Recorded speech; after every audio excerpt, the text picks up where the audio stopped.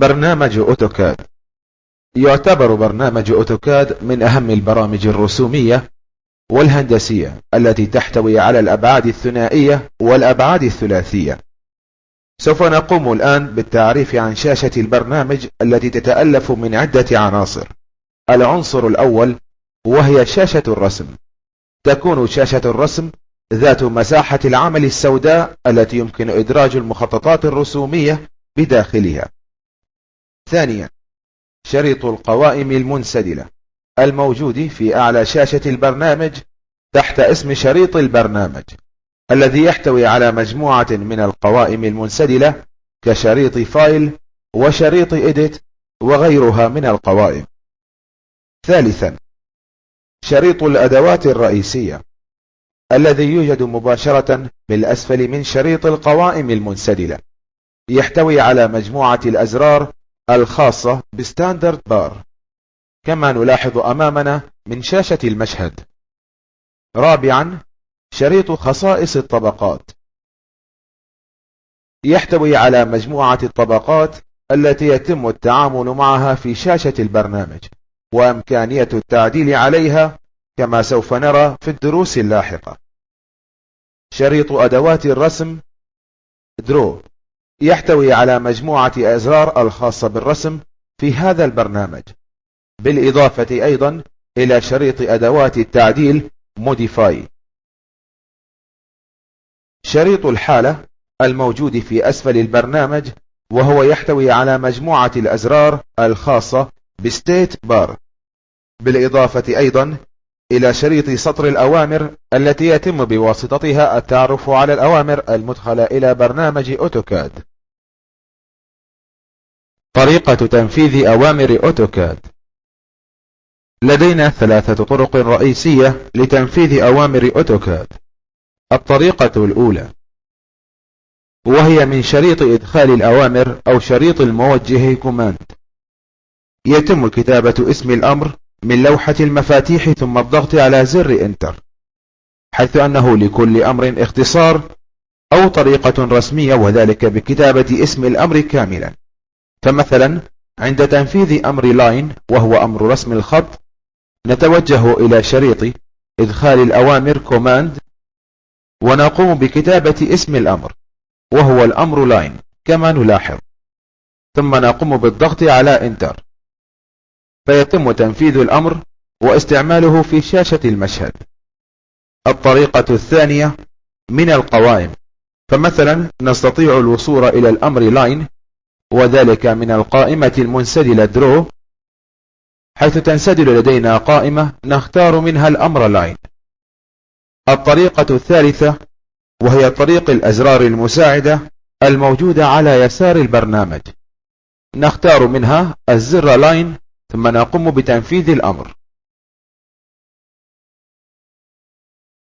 معلومات توضيحية. أولا، يجب علينا مراعاة هذه التعليمات لسهولة تنفيذ الأوامر في برنامج أوتوكاد وإعطاء نتائج صحيحة ودقيقة في العمل. أثناء تنفيذ أي أمر، في حال ما أردنا فصل هذا الأمر والخروج من تنفيذه، نضغط على زر اسكيب أو زر الهروب من لوحة المفاتيح.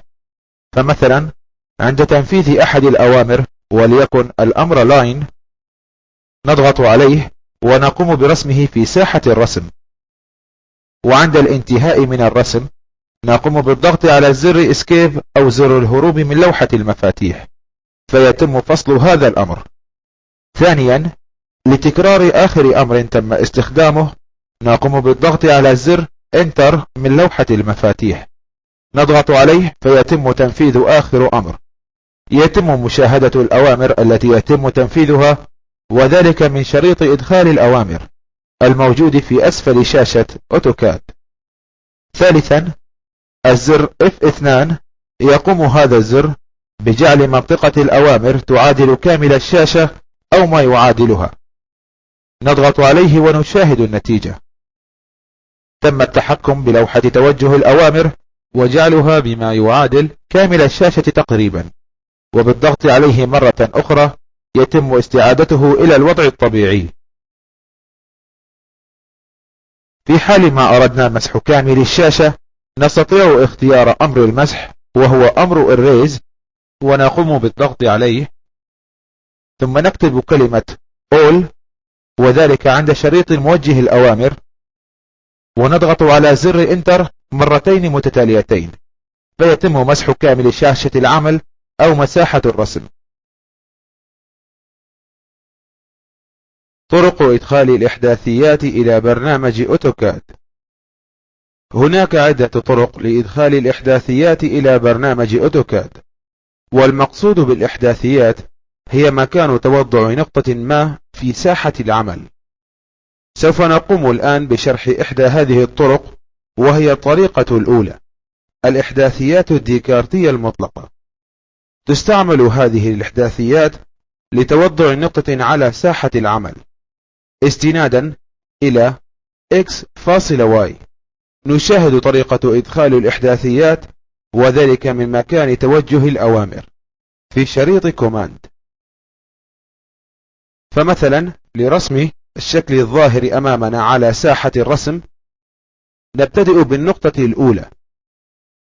أولا نعطي الأمر لاين، ثم نقوم بإدخال النقطة الأولى وهي النقطة 10.10 كما نشاهد من شريط إدخال الأوامر، فيتم إسناد النقطة الأولى إلى ساحة الرسم. أيضا نقوم بإسناد النقطة الثانية وهي 150.10 فيتم إدراجها في ساحة العمل، وندرج النقطة الثالثة كذلك. وأخيرا نقوم بإدراج النقطة الرابعة. وعند الانتهاء من الرسم نعود إلى نقطة البداية وهي النقطة 10.10 فيتم الانتهاء من الرسم. تتمة شرح طرق إدخال الإحداثيات. الطريقة الثانية من هذه الطرق وهي الإحداثيات الديكارتية النسبية. تعتمد هذه الطريقة على طول الأجسام أو الأضلاع أو الخطوط المستقيمة الواصلة ما بين النقاط في ساحة العمل، أي أنه يتم توضع وتحديد طول القطعة المستقيمة، وذلك بفرق قيمة الإحداثيات سواء على المحور X أو المحور Y،